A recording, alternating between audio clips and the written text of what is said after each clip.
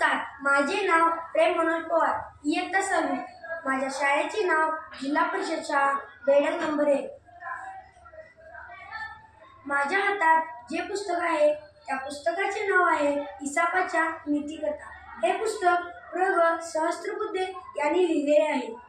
या पुस्तकाचे हे जे आपण बघत आहोत याला मुखपृष्ठ असे म्हणतात व हे आहे याला मलपृष्ठ असे म्हणतात। या पुस्तकात एकूण 1 ते 157 अशी पाने आहेत।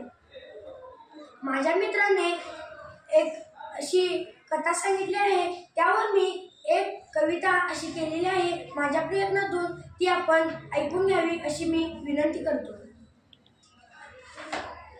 माझ्या कवितेचे नाव आहे एक दिवा। एक होता दिवा खूप झाडे लावा, एक होता दिवा खूप झाडे लावा। दिवा होता लाल दुकानात आहे माल, दिवा होता लाल दुकानात आहे माल। दिवा आहे लहान नेते आहेत महान, दिवा आहे लहान नेते आहेत महान। वात आहे छोटी बस आहे मोठी, वात आहे छोटी बस आहे मोठी।